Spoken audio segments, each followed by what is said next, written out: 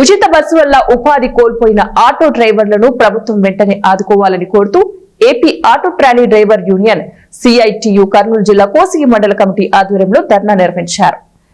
ఈ ధర్నాను ఉద్దేశించి సిఐటియు కోసిగి మండల కన్వీనర్ రాముడు మాట్లాడుతూ, ప్రభుత్వం స్త్రీ శక్తి పథకం కింద మహిళలకు ఉచిత బస్సు ప్రయాణం సౌకర్యాన్ని కల్పించడం వల్ల ప్రయాణికులనే నమ్ముకొని ఆటోలు నడుపుకుంటూ జీవనం సాగిస్తున్న లక్షలాది మంది ఆటో డ్రైవర్ల పరిస్థితి దీనంగా ఉందని వారన్నారు. ప్రయాణికులు లేక బాడుగలు తగ్గడం వల్లే కుటుంబ పోషణ ఇబ్బందికరంగా మారిందని వారన్నారు.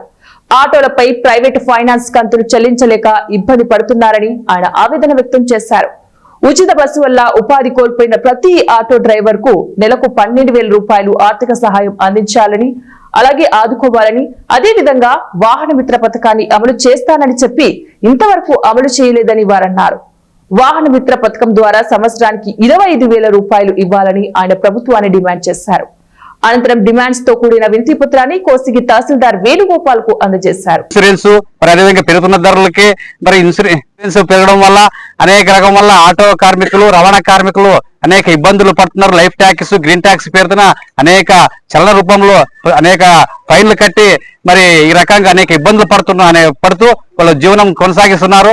మరి అదేవిధంగా ఈ రోజు ఫిట్నెస్ సర్టిఫికేట్లు కానీ, అదే రిజిస్ట్రేషన్ సర్టిఫికేట్లు కానీ, అదేవిధంగా మరి అనేక రకాల సర్టిఫికేట్లు ఇక్కడే మరి ఆధునిక గతంలోనే ఇచ్చేవాళ్ళు, ఆధునిక ఆర్థికరంలోనే ఇచ్చేవాళ్ళు. మరి ఈ రోజు ఉమ్మడి జిల్లాలోన మరి జిల్లా కేంద్రానికి వెళ్ళడం వల్ల అనేక ఇబ్బందులు పడుతూ ఉన్నారు.